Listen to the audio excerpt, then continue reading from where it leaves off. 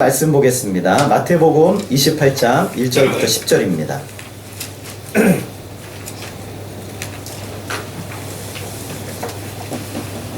마태복음 28장 1절부터 10절까지 말씀, 신약성경 52쪽입니다. 마태복음 28장 1절부터 10절까지 말씀, 우리 한 절씩 읽으시고 10절 말씀은 같이 읽도록 하겠습니다. 안식일이 다 지나고 안식 후 첫날이 되려는 새벽에 막달라 마리아와 다른 마리아가 무덤을 보려고 갔더니 큰 빛이 지나가며 주의 천사가 하늘로부터 내려와 돌을 빌려내고 그 위에 앉았는데 그 형상이 번개 같고 그 옷은 눈같이 희건을 일어나자기를 무서워하여 떨며 죽은 사람과 같이 되었더라. 천사가 여자들에게 말하여 이르되 너희는 무서워하지 말라. 십자가에 못 박히신 예수를 너희가 찾는 줄을 내가 아노라. 그가 여기 계시지 않고 그가 말씀하신 대로 살아나셨느니라. 와서 그가 누우셨던 곳을 보라. 또 빨리 가서 그의 제자들에게 이르되 그가 죽은 자 가운데서 살아나셨고 너희보다 먼저 갈릴리로 가시나니 거기서 너희가 배우리라 하라. 보라 내가 너희에게 일렀느니라 하거늘 그 여자들이 무서움과 큰 기쁨으로 빨리 무덤을 떠나 제자들에게 알리려고 가는 길에 있으되 예수께서 그들을 만나 이르시되 평안하냐 하시거늘 여자들이 나아가 그 발을 붙잡고 경배하니 예수께서 이르시되 무서워하지 말라. 가서 내 형제들에게 갈릴리로 가라 하라. 거기서 나를 보리라 하시니라. 아멘. 우리 옆에 계신 분과 함께 인사하겠습니다. 주님의 이름으로 사랑합니다.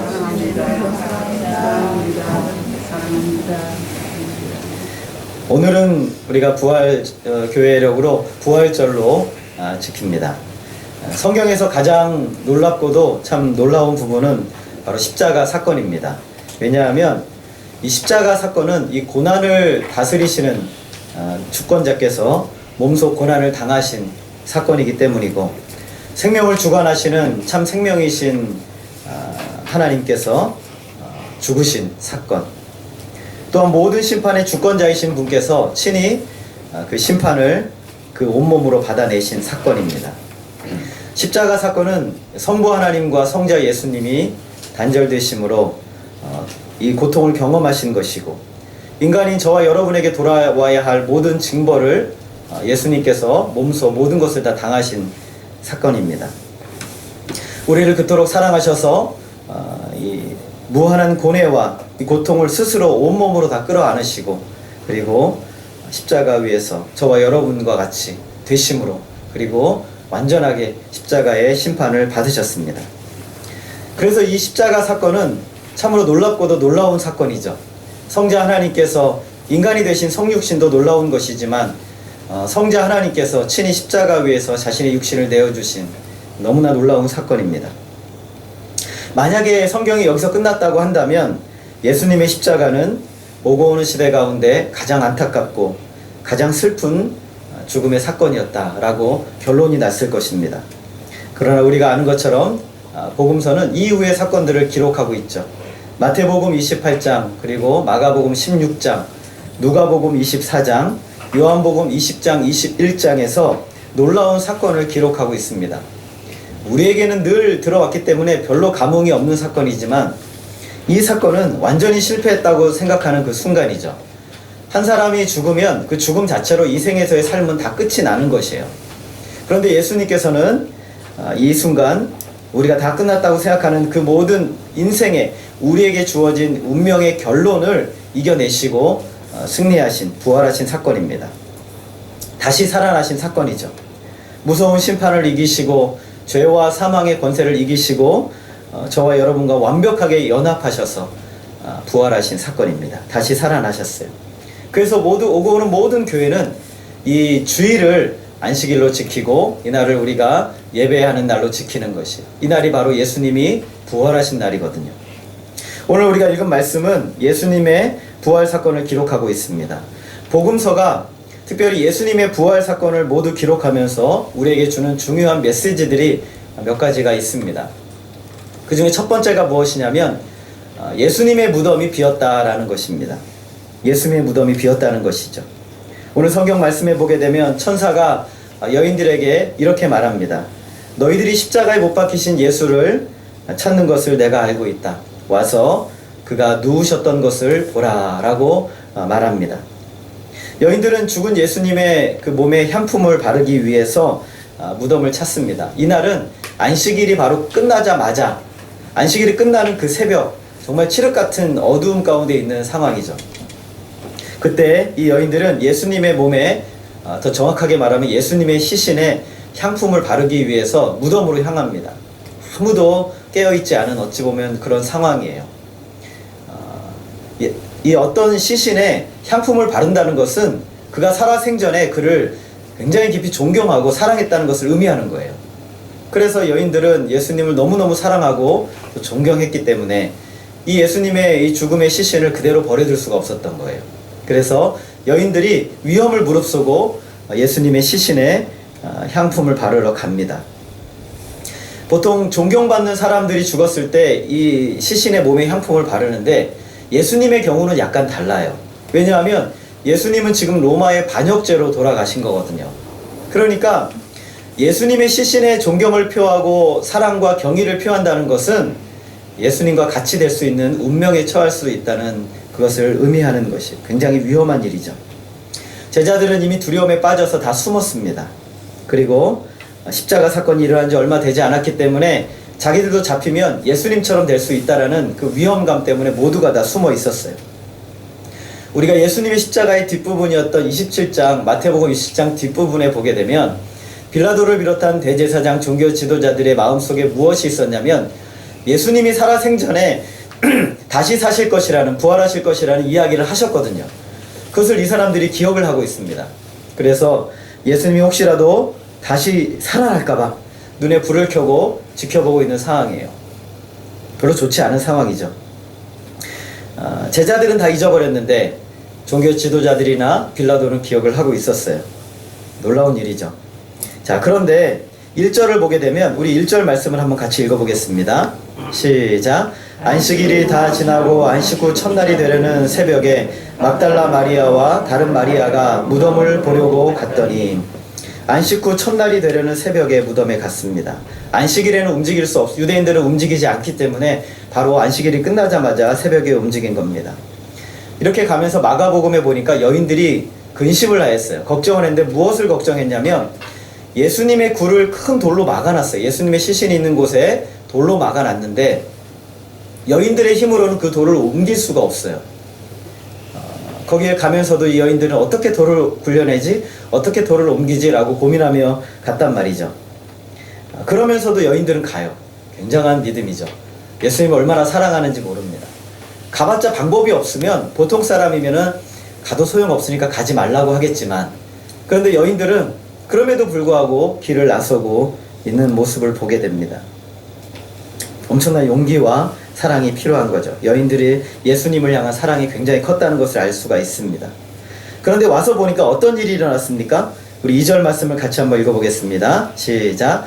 큰 지진이 나며 주의 천사가 하늘로부터 내려와 돌을 굴려내고 그 위에 앉았는데, 여인들이 무덤에 도착해 보니까 어떤 일이 일어났습니까? 무덤에서 돌이 굴려져 있었어요. 그런데 그 돌을 누가 굴려냈습니까? 천사가 그 돌을 굴려내었다라고 오늘 성경은 기록을 하고 있습니다. 천사가 왜 돌을 굴려냈을까요? 어떤 학자들은 예수님을 무덤에서 나오시도록 하기 위해서 돌을 굴려내었다라고 기록을 하는 제가 주석을 본 적이 있는데, 그것은 전혀 잘못된 이야기라고 할 수 있습니다. 왜냐하면 예수님은 돌을 굴려내건 굴려내지 않건 무덤에서 나오실 수 있는 능력이 있으신 분이잖아요. 무소부재하시고 어디에나 거하실 수 있고 모든 것을 초월하시는 능력이 있으신 분이시기 때문에 이 무덤에서 돌을 굴려낸 목적은 예수님을 위한 것이 아니라 바로 여인들을 위한 것이었어요. 제자들을 위한 것이었습니다. 하나님께서 기적과 기사를 행하시는 것은 하나님을 위해서 하시는 것이 아니라 바로 우리들을 위한 것이에요. 우리로 하여금 하나님의 말씀을 믿고 그 기적과 표적을 통해서 하나님의 말씀의 그 온전함을 믿고 하나님께로 돌아올 수 있도록 하기 위해서 보여주시는 하나님의 은혜예요. 전적으로 우리를 위한 것입니다. 하나님의 말씀이 사실이라는 것을 보여주기 위한 것이죠. 그래서 하나님을 향한 믿음을 가지라고 요구해 주시는 겁니다. 천사는 두려워하는 여인들에게 빈 무덤을 보여주면서 예수님이 누우셨던 것을 보라고 말합니다. 예수님이 살아나셨다는 것을 확인하라고 말씀하고 있어요. 여러분, 믿음이라는 것은 절대로 맹목적인 것이 아닙니다. 믿음은 믿음의 근거가 있어야 되는 거예요. 부활만을 다루는 고린도전서 15장에 보게 되면 사도 바울은 이렇게 말합니다. 만약에 부활이 없다면 예수님이 부활하지 않으셨다면 우리가 믿는 믿음 모든 것 자체가 다 거짓이다라고 말하고 있어요. 만약에 부활이 없다면, 십자가 부활이 없다면 기독교를 전하는 모든 사람들은 다 사기꾼이 되는 것이죠. 기독교를 전하는, 복음을 전하는 선교사, 목사, 전도사, 모든 성도들은 다 거짓말을 세상에 퍼뜨리는 그런 사람이 되는 것이다 라고 말하는 것입니다. 부활을 믿는 사람들은 거짓말을 하는 것이죠. 부활이 없다면. 2000년 동안 수많은 사람들이 만약에 부활이 없다면 수많은 사람들에게 사기를 치는 행각을 하고 있는 것이죠. 당연히 승천도 없을 것이고 당연히 예수님의 재림도 없을 것입니다. 그러나 사도 바울은 예수님께서 죄와 사망의 권세를 이기시고 부활하셨다라고 말씀하면서 그 부활을 목격했던 사람들을 일일이 다 나열을 합니다. 예수님의 부활을 제일 처음에 목격했던 사람이 누굽니까? 여러분 혹시 아십니까? 막달라 마리아가 예수님의 부활을 가장 처음에 목격을 하게 됩니다. 여러분, 막달라 마리아는 어떤 사람입니까? 이 사람은 원래 7 귀신 들렸던 사람이에요. 굉장히 비참한 사람이죠. 여러분의 인생에 만약에 귀신 하나가 여러분의 속에 들어가서 여러분을 괴롭힌다고 생각을 해보세요. 얼마나 처참해질까? 얼마나 비극적일까? 그런데 하나의 귀신도 아니고 7의 귀신이 그 몸에 들어가 있었던, 그 영혼에 그를 괴롭혔던 존재가 바로 막달라 마리아였어요. 아무도 그와 함께 하려 하지 않았을 겁니다. 미친 사람이죠. 누가 이 사람과 함께 하겠어요? 그런데 예수님이 그를 찾아가서 그에게서 이 귀신을 다 쫓아내 주시고 사탄의 결박을 풀어주셨어요. 막달라 마리아의 인생은 예수님을 만나기 전과 전후가 완전히 달라졌죠. 그래서 막달라 마리아는 평생을 이제 예수님을 따라다니면서 예수님을 섬기고 사랑하고 함께했던 그런 사람이 막달라 마리아입니다. 막달라 마리아가 예수님을 얼마나 많이 사랑했는지 알 수가 있어요. 요한복음에 보게 되면 여인들이 예수님의 무덤을 보려고 왔다가 다 다시 돌아갑니다. 제자들에게 알리려고. 그런데 한 여인이 안 떠나요. 막달라 마리아입니다. 마리아는 무덤에서 울면서 계속 그 무덤을 지키고 있었어요. 그 앞에 있었어요. 그러다가 거기서 예수님을 만나게 됩니다. 예수님이 가장 먼저 이 여인을 만나주세요. 제자들도 아니고 베드로도 아니고 요한도 아니고 막달라 마리아를 제일 먼저 만나주셨다라는 것입니다. 그리고 다음에 다른 여인들을 주님이 만나주셨어요. 제자들은 1순위, 2순위에도 못 깁니다. 그 다음에 다른 여인들을 만나주시고 부활의 정오에 엠마오로 가는 2 제자를 예수님이 만나주십니다. 그리고 부활하신 바로 그날 저녁에 오후 시간에 베드로를 주님께서 개인적으로 만나주시고, 그리고 그날 밤에 도마를 제외한 11명의 제자에게 주님께서 나타나 주셨어요. 그리고 그 다음 주일에 예수님을 부활하심을 믿지 못하겠다고 말했던 도마를 위해서 주님이 그 다음 주일에 또 한 번 만나 주십니다. 그리고 제자들은 아마도 평일이었을 것이에요. 나는 고기를 잡으러 가노라 하면서 요한복음 21장에 나오는 내용처럼 거기로 갔을 때 예수님께서 그 바다에서 갈릴리 호숫가에서 만나 주십니다. 그리고 복음서에 나오지 않지만 500여 형제에게 일시에 나타나 주셨어요. 그 이후에 예수님의 동생이었던 야고보에게 만나 주시고, 그리고 마지막으로 사도 바울에게도 주님이 만나 주십니다. 사도 바울은 이런 부활의 증인들 중에 사도 바울이 지금 고린도 전서를 쓰는 이 시간까지 대다수의 사람들이 살아있다라고 사도 바울이 말합니다. 기독교는 교훈을 믿는 것이 아닙니다. 기독교는 좋은 이야기들을 듣고자 모인 곳이 아닙니다. 기독교는 사실을 믿는 것이고 그리고 사실을 전합니다. 천사는 여인들에게 이렇게 말합니다. 빈 무덤을 보라. 무덤이 비어 있는 것을 보라고 말씀합니다. 예수님의 무덤은 비어 있었습니다. 우리는 부활의 아침에 이것을 증거해야 하는 것이죠. 우리의 믿음은 사실을 기반으로 하는 것입니다. 예수님의 무덤은 비어 있었어요. 특별히 근데 예수님은 이 부활하신 모습과 빈 무덤을 예수님의 하나님의 자녀들에게만 보여주십니다. 특별한 은혜는 아무에게나 주어지는 것이 아니에요. 하나님의 자녀들에게 하나님이 특별히 주시는 것이죠. 예수님의 부활을 기록하고 있는 복음서가 우리에게 주는 첫 번째 메시지는 바로 이것입니다. 예수님의 무덤이 비어 있었다. 그것은 사실이고 그것은 증명이 되었노라 라고 우리에게 말씀을 하고 있습니다. 그런데 두 번째로 이 복음서가 우리에게 말씀하고 있는 두 번째 가장 중요한 진리는 무엇이냐면 예수님의 부활은 그냥 되어진 것이 아니라 주님이 말씀하신 그대로 되어진 역사였다라는 것이에요. 우리 6절 말씀을 같이 한번 읽어보겠습니다. 28장 6절입니다. 같이 읽습니다. 그가 여기 계시지 않고 그가 말씀하시던 대로 살아나셨느니라. 와서 그가 누우셨던 것을 보라. 예수님은 갑자기 살아나신 것이 아닙니다. 십자가에 죽으신 예수님을 보고 하나님이 너무나 가슴이 아파서 특별한 방법을 동원해서 예수님을 갑자기 살려내신 것도 아닙니다. 우리 주님은 성경의 약속대로 그리고 주님이 이전에 말씀하신 그대로 다시 살아나셨습니다. 예수님은 이미 자신이 가야 할 길을 이미 알고 계셨고 어떠한 순환과 고통을 당하실 줄도 다 알고 계셨고 어떠한 죽음을 죽을지도 다 알고 계셨어요. 그리고 죽음으로 끝나는 것이 아니라 그 이후에 사흘 만에 다시 살아나야 할 것도 미리 다 알고 계셨습니다. 마태복음 16장 21절을 우리 한번 같이 읽어보겠습니다. 마태복음 16장 21절 같이 읽겠습니다.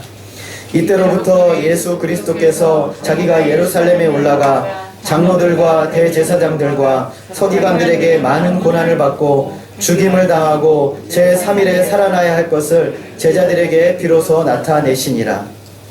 예수님께서 무엇을 말씀하시냐면 자기가 대제사장 종교 지도자들에게 많은 고난을 받고 순환을 당하시죠. 그리고 십자가의 죽음을 죽으시고 정확하게 제3일 만에 다시 살아나야 할 것을 제자들에게 말씀하셨다라고 말합니다. 사복음서는 이 내용들을 다 기록을 하고 있어요. 예수님은 3번이나 반복해서 이러한 일이 일어날 것이다 라고 말씀을 하셨습니다. 여러분, 사람들은 앞으로의 이 이야기들을 참 많이 알고 싶어 해요. 앞으로 내가 어떻게 될지 굉장히 궁금해하죠. 사람들이 뭘 합니까? 그래서 점을 치죠. 점을 치면 내 미래를 알 수 있을 것 같아요. 그래서 점을 치면 내가 결혼을 좀 잘 할 수 있겠습니까? 내 사업이 좀 성공을 할 수 있겠습니까? 내가 좀 건강하게 오래 살까요? 뭐 이런 것을 물어보고 알기 위해서 점을 칩니다. 근데 어떻게 다 맞습니까, 여러분? 쳐보신 분들은 아시겠지만 다 맞습니까? 저희 어머니가 여러분 언제 한번 말씀을 드렸던 것 같은데 제가 청년부 회장이었을 때 그때 저희 청년부에서 수련회를 가는데 동해로 수련회를 가기로 했어요. 3박 4일 동안. 저희 어머니가 그때는 예수님을 믿지 않으셨어요. 미아리에 아주 유명한 아주 용한 사람이 있다고 해가지고 처녀보살인가 거기에 있다고 해서 점을 치러 갔어요. 그때 처녀보살이 하는 말이 동쪽으로 가지 말라고. 동쪽으로 가면 물에 빠져 죽는다고 점을 쳐가지고 온 거예요. 그래서 어머니가 오시더니 너 이번에 수련회 어디로 가냐 그래서 동해로 간다고 그랬더니 안 된다. 가면 넌 죽는다. 가지 마라 그러는 거예요. 그래서 제가 어머니한테 어머니 걱정하지 마시라고 건강하게 잘 돌아오겠다고. 안 된다 얘야 너 가면은 너 죽은 모습을 엄마가 너를 어떻게 보니 막 이렇게 얘기를 하시더라고요. 어떻게 했을까요? 예, 수련회 잘 갔다 왔습니다. 그 다음부터 어머니가 점을 안 믿으시더라고요. 그거 다 가짜라고. 맞출 때도 있지만 못 맞출 때도 있어요. 진리는 모든 것이 맞아야 되는 거예요. 진리는 옳은 것도 있고 그른 것도 있으면 진리가 아닙니다. 진리는 모든 것이 참이어야 해요. 그것이 진리입니다. 사람들이 일기예보를 보면 내일 비가 온다 그러면은 비가 올 거라고 생각하지만 올 때도 있고 안 올 때도 있어요. 태풍이 온다고 하지만 올 때도 있고 안 올 때도 있어요. 이 세상에는 수많은 변수들과 수많은 사건과 사고들이 있어요. 그래서 다 완벽하게 맞출 수는 없어요. 그러나 성경은 완벽하게 모든 일들을 다 예언하신 그대로 이루셔요. 사람이 자기가 죽었다가 살아날 것에 대해서 예측할 수 있는 사람은 세상에 단 한 사람도 없습니다. 그런데 예수님께서는 자기가 어떻게 고난을 받고 어떻게 죽고 어떻게 살아나야 될지에 대해서 예수님은 미리 말씀을 하셨습니다. 수많은 이단의 지도자들이 자기가 죽으면 다시 살아날 거라고 얘기를 합니다. 그러나 절대로 그런 일은 일어나지 않습니다. 그들이 맞이하는 죽음의 결과는 무엇입니까? 영원한 지옥의 형벌이에요. 영원한 지옥의 형벌. 그것밖에는 그를 기다리는 것이 없습니다. 그러나 우리 주님께서는 자신의 미래를 완벽하게 아셨어요. 알고만 계신 것이 아니라 정확하게 제자들에게 말씀을 하셨어요. 말씀하셨다는 것은 그것이 이루어지지 않을 때는 예수님은 거짓말쟁이로 몰리게 되는 것이죠. 그럼에도 주님이 이렇게 말씀하신 이유가 무엇이에요? 예수님이 제자들에게 이렇게 말씀하신 이유가 무엇이에요? 그것은 하나님의 무한하신 지혜와 능력으로 그 어떤 변수가 오더라 하더라도, 그 어떤 방해 공작이 이루어진다 하더라도, 계속해서 하나님의 역사를 방해하는 역사들이 끊임없이 일어난다 할지라 하더라도 하나님께서는 한치의 오차도 없이 완벽하고 정확하게 그 일을 이룰 수 있는 능력이 있으시기 때문이에요. 하나님만이 그 능력이 있으신 거예요. 하나님의 무한하신 지혜와 하나님의 완전하신 성실하심과 하나님의 무한하신 능력이 그것을 보장하고 이루는 것입니다. 죽음을 비롯한 모든 세상의 권세는 다 하나님께만 있어요. 이 세상은 그 권세를 가질 수가 없어요. 고린도전서 15장 3절과 4절을 우리 한번 같이 읽어보겠습니다. 고린도전서 15장 3절과 4절 같이 읽겠습니다. 시작. 내가 받은 것을 너희에게 전하였나니 이는 성경대로 그리스도께서 우리 죄를 위하여 죽으시고 장사 지낸 바 되셨다가 성경대로 사흘 만에 살아나사 다시 살아나사. 여러분의 성경이 있다면 여기에 2번이나 반복되는 성경대로라는 말에 빨간 줄을 한번 그어 놓으시기를 부탁드립니다. 예수님이 죽으신 것은 무엇에 의해서 그렇게 죽으신 것입니까? 성경대로. 하나님이 말씀하신 그대로 예수님이 죽으신 것이에요. 예수님이 부활하신 것은 무엇대로 되어진 것입니까? 성경대로 되어진 것이에요. 우연히 그냥 되어진 것이 아니라 하나님이 미리 말씀하신 그대로 예수님은 그 모든 일들을 감당하셨고, 하나님은 예수님을 죄와 사망의 권세를 이기시고 사흘 만에 다시 살려내신 것입니다. 이것이 바로 가장 중요한 이야기예요. 우리가 여기서 성경을 읽으면서 이 사실을 놓치면 우리는 너무나 큰 것을 놓친 거예요. 모든 것은 하나님의 언약하신 대로 이 세상은 이루어져 가요. 우리가 바라보는 미래도, 우리가 기대하는 미래도, 우리가 추구하는 미래도 하나님의 언약하신 말씀 그대로 이루어져 가요. 여러분, 이것을 믿고 믿음으로 예배하는 사람들이 기독교인이에요. 이 믿음이 없으면 참 믿음이 아닌 것이죠. 그래서 예수님은 정말 죽으셨어요. 죽으신 척 하신 것이 아니라 실제로 죽으셨습니다. 그 싸늘한 시체를 아리마대 사람 요셉이 자기 무덤에 넣으면서 분명하게 봤어요. 거기에 니고데모도 있었고 거기에 여인들도 함께 있었어요. 그러나 거기에 모인 그 모든 사람들 중 어느 누구도 예수님이 다시 살아나실 것이라고 믿지 못했어요. 무엇을 몰랐을까요? 하나님의 말씀, 예수님의 말씀을 기억하지 못했어요. 제자들은 무서워 숨어 도망가 있었어요. 왜 그랬을까요? 예수님의 말씀을 기억하지 못한 거예요. 예수님이 사흘 만에 다시 살아나야 할 것이라는 그 약속의 말씀을 제자들이 기억하지 못하고 있었기 때문에 그런 것입니다. 오늘 주님은 정말 주님이 말씀하신 그대로 살아나셨습니다. 여러분, 이것이 중요해요. 성경은 약속의 책입니다. 그 약속을 믿고 살아가는 모든 사람들에게 그 약속의 성취를 보게 해주시는 하나님의 능력이 하나님 말씀 안에 있는 것이에요. 우리가 하나님 말씀을 따라가면 그 말씀의 성취를 보게 된다는 그 증명을 가장 확실하고 분명하게 보여주시는 증명이 예수님이 부활하신 거예요. 예수님이 말씀하신 대로 부활하신 사건입니다. 그래서 성경의 약속은 하나님의 신실하심과 그 능력이 보장하는 것이에요. 그러므로 하나님의 말씀은 미래에 이루어질 것이지만 오늘 우리의 말씀으로 붙들고 살아갈 수가 있는 것이에요. 이 말씀을 붙들고 살아가는 자에게 미래에 이루어질 그 말씀이 오늘 나의 삶의 현장에서 놀랍도록 역사하는 거예요.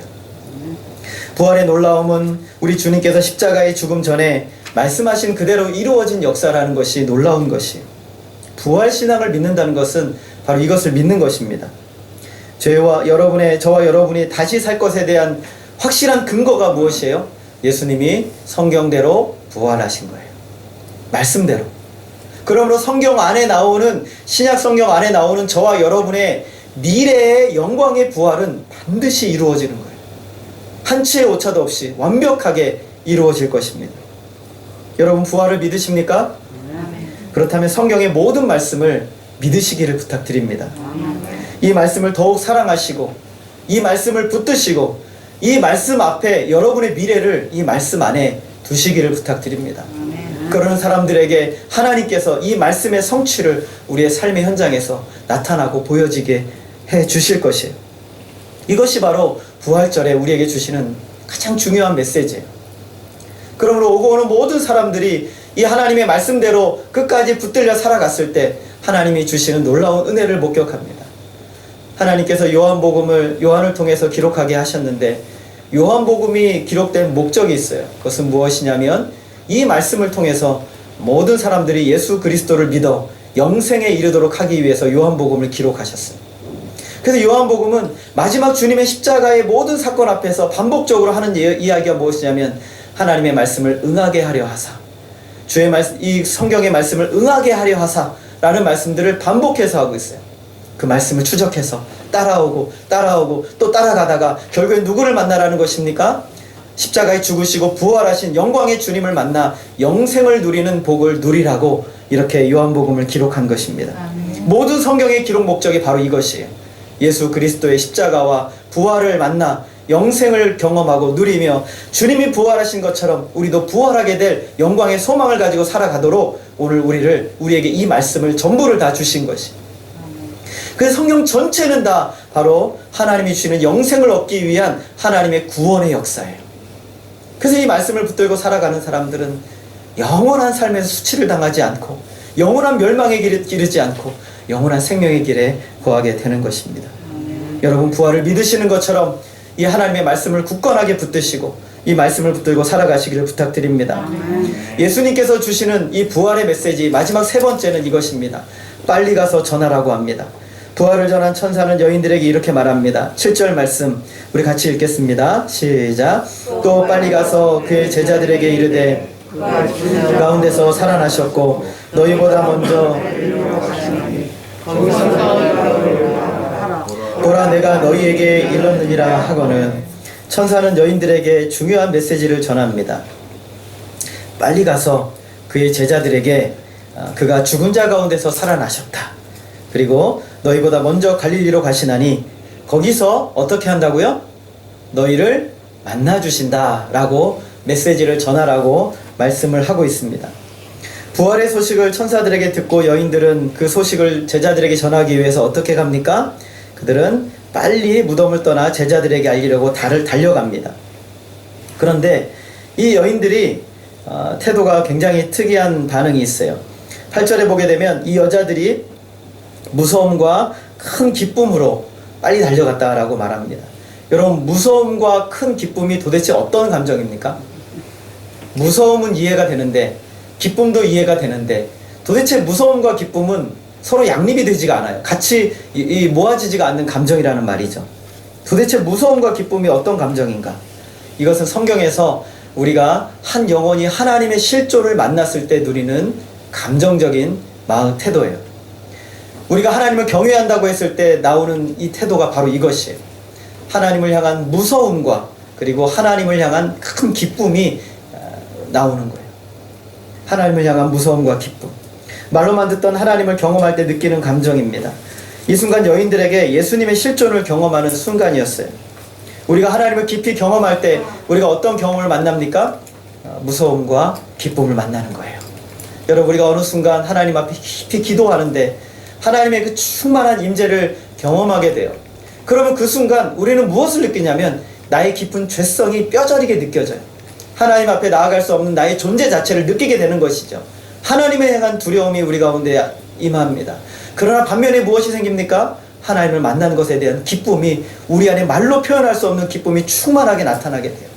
이것이 바로 지금 여인들에게 나타났던 놀라운 심적 반응이었던 것입니다. 여인들은 두려움과 말로 표현할 수 없는 기쁨을 마음에 품고 제자들에게 달려갑니다.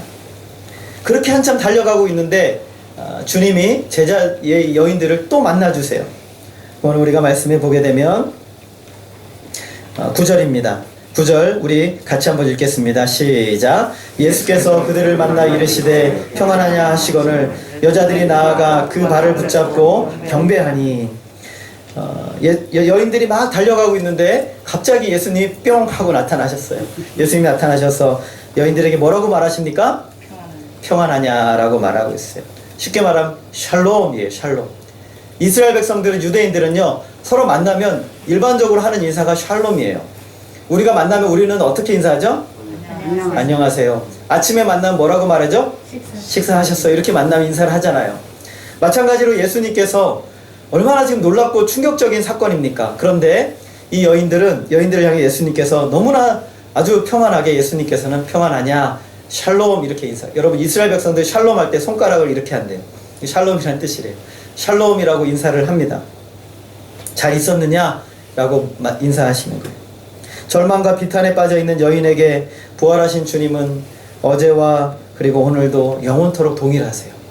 동일하신 주님께서 오늘 여인들을 만나서 잘 있었느냐? 너는 안녕하냐? 샬롬이라고 인사를 하십니다. 어제나 오늘이나 영원토록 동일하신 주님. 상황이 달라진다고 하더라도 우리를 향한 하나님의 선하심은 절대로 바뀌지 않습니다. 환경이 바뀌어도, 저와 여러분의 모습이 어떻게 바뀌어도 우리를 향한 주님의 마음은 절대로 바뀌지 않습니다. 어제도 동일하시고 오늘도 동일하시고 내일도 동일하시고 영원토록 동일하십니다. 어제 우리를 향해서 평안하냐라고 물어보셨던 주님이 오늘 우리를 만나서 주님은 평안하냐라고 물으십니다. 그리고 내일 우리 주님을 만났을 때 평안하냐라고 말씀하십니다. 언제나 우리의 영혼을 향한 하나님의 마음은 동일하세요. 그분은 변하지 않으십니다. 여인들은 이 예수님을 만나고 너무나 감동하여서 발을 붙잡고 경배합니다. 천사에게 말로만 들었던 부활하신 주님을 드디어 만난 것입니다. 여인들은 말로만 듣던 성자 하나님의 실존을 거기서 경험하고 그들은 주님 앞에 경배합니다.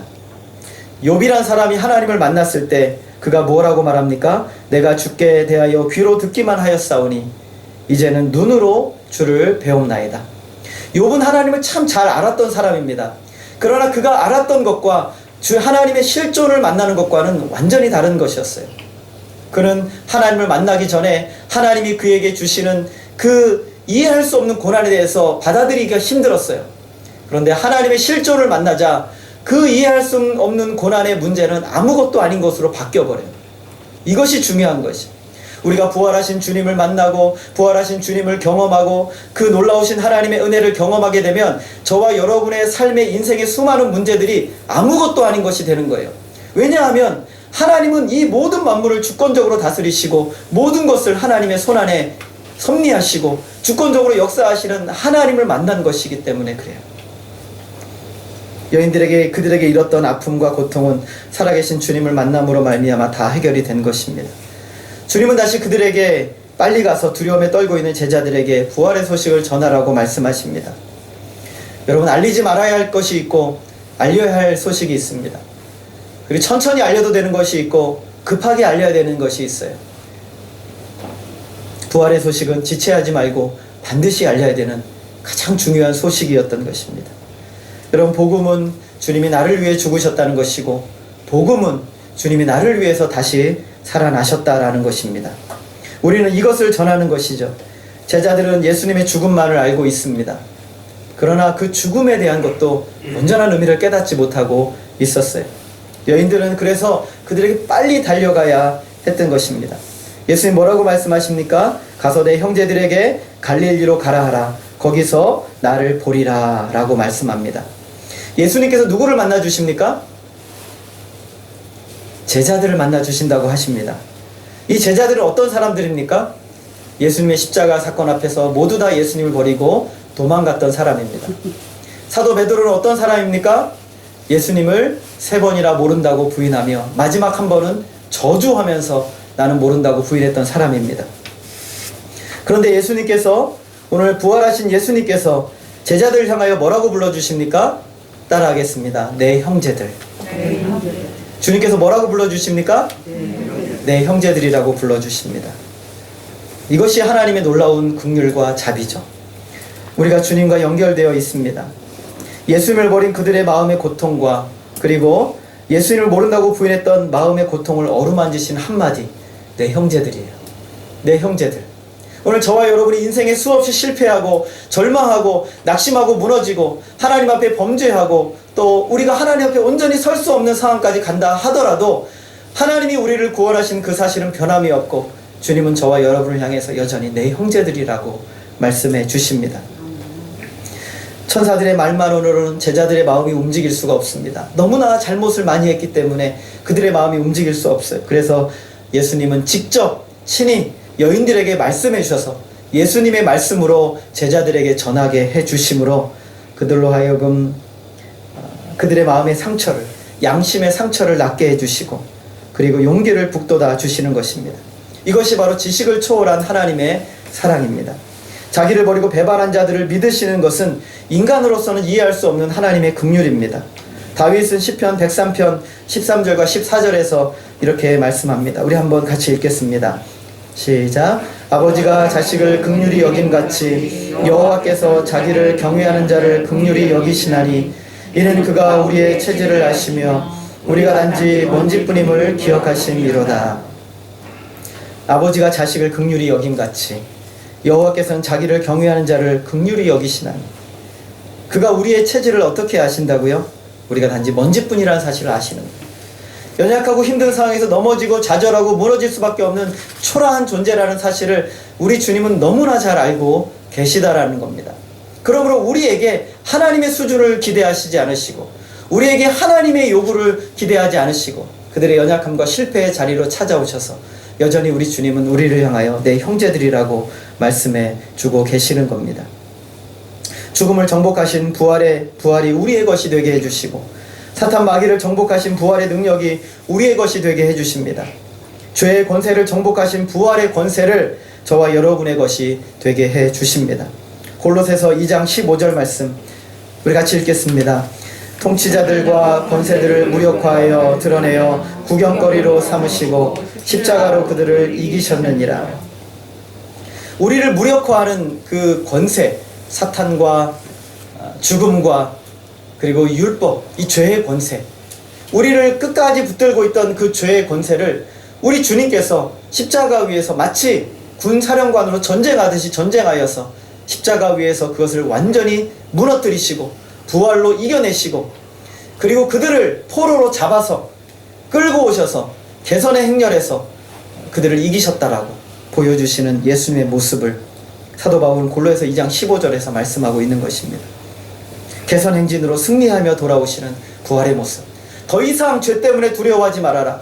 더 이상 사탄의 권세 아래서 두려워하지 말아라. 더 이상 죽음의 권세를 두려워하지 말아라. 내가 오늘 이것들을 결박하여 내가 승리의 장군으로서 오늘 너희들과 함께 가고 있노라 라고 말씀하고 있는 것입니다. 아무것도 두려워하지 말고 아무것도 염려하지 말고 하나님 안에서 온전한 승리를 쟁취하고 믿음으로 나아가라고 말씀하고 계신 겁니다. 그들이 우리를 고통스럽게 하는 그 무기들을 하나님께서 완전하게 무력화시켜 버리시고 우리로 하여금 영원한 생명의 길로 인도하십니다. 바울은 고린도전서 15장 20절에서 그러므로 이렇게 말합니다. 우리 함께 읽겠습니다. 그러나 이제 그리스도께서 죽은 자 가운데서 다시 살아나사 잠자는 자들의 첫 열매가 되셨도다.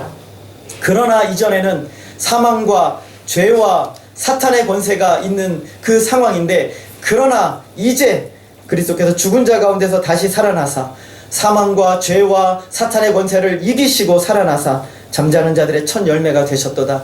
오고 오는 모든 세대 하나님을 믿고 따르는 모든 사람들에게 구원의 부활의 역사를 이루시기 위해서 주님이 그것을 이루셨다라는 겁니다. 아담의 범죄로 그 죄로 모든 사람이 아담에게 연합되어 죽었습니다. 그러나 예수님의 십자가와 부활로 말미암아 그리스도 안에 있는 모든 사람들이 예수님처럼 다시 살아나게 되는 놀라운 구원의 역사가 일어나게 됩니다. 그러므로 저와 여러분은 예수님처럼 부활하게 될 것입니다. 저와 여러분은 영광의 부활을 맞이하게 될 것입니다. 그러므로 사도 바울은 이렇게 말합니다. 고린도전서 15장 55절부터 57절 말씀입니다. 우리 믿음으로 함께 믿음을 담아서 말씀을 함께 읽도록 하겠습니다. 사망아 너의 승리가 어디 있느냐? 내가 쏘는 것이 어디 있느냐? 사망이 쏘는 것은 죄요 죄의 권능은 율법이라. 우리 주 예수 그리스도로 말미암아 우리에게 승리를 주시는 하나님께 감사하노라. 아멘. 사망아, 너의 승리가 어디 있느냐? 여러분을 고통스럽게 만드는, 우리를 참으로 참혹하게 만드는 사망을 향하여, 사망아, 너의 사망이 어디 있느냐? 사망아, 네가 늘 우리를 괴롭히고 고통스럽게 하여 쏘는 그것이 어디에 있느냐? 죄의 권능, 율법의 권능 어디 있느냐?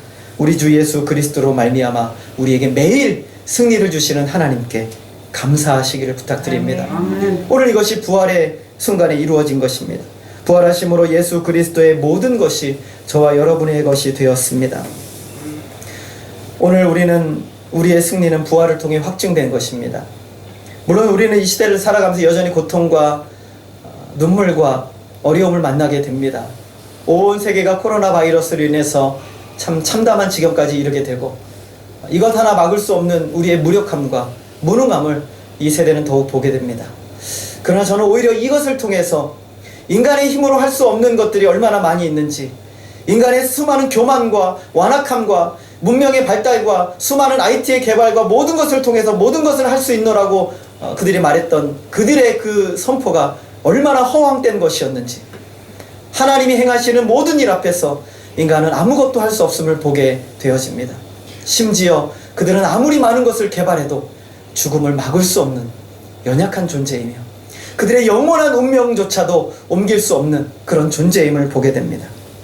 그러나 오늘 주님이 부활하심으로 말미암아 이 세상에 어느 누구도 정복하지 못했던 죄와 사망과 사탄의 권세를 정복하시고 부활하신 우리 주님, 죄의 권세를 이기시고 죽음을 이기시고 사탄의 권세를 이기심으로 오늘 그 모든 것을 예수 그리스도를 믿는 모든 사람에게 남김없이 다 내어주신 하나님의 은혜가 오늘 우리에게 부어졌음을 믿으시기를 부탁드립니다.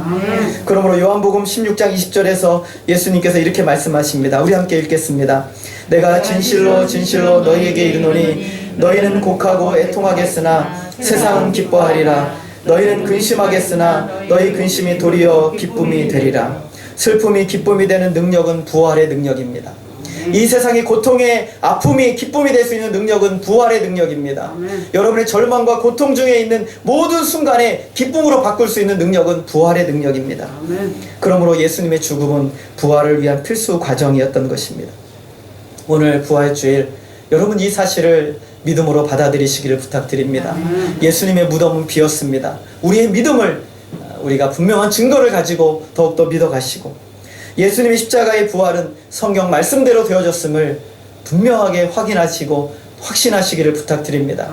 여러분의 인생에 있어서 하나님의 말씀이 여러분의 인생을 이끌어 가시고 이 부활을 통해서 하나님의 말씀이 얼마나 능력 있는지를 보여주신 것처럼 그 말씀을 붙들고 살아가시기를 부탁드립니다.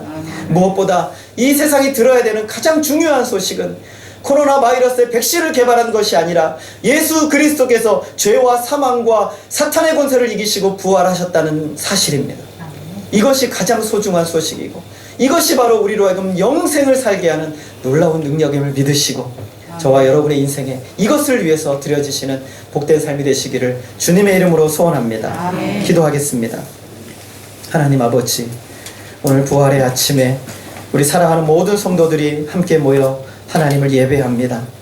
영광의 부활, 우리 주님의 무덤은 비었고 우리 주님은 말씀하신 대로 성경 말씀 그대로 죽으시고 살아나셨으며 오늘 우리가 증거해야 될 가장 복된 소식은 예수님의 부활임을 우리가 기억하게 하여 주옵소서.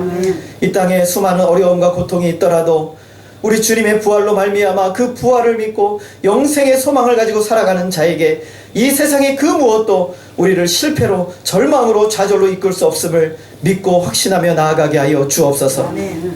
주님이 주신 놀라운 은혜로 인하여 이 말씀으로 인하여 우리가 더욱 힘을 얻고 더욱 주님을 바라보며 매일매일을 살아갈 수 있도록 역사하여 주시옵소서.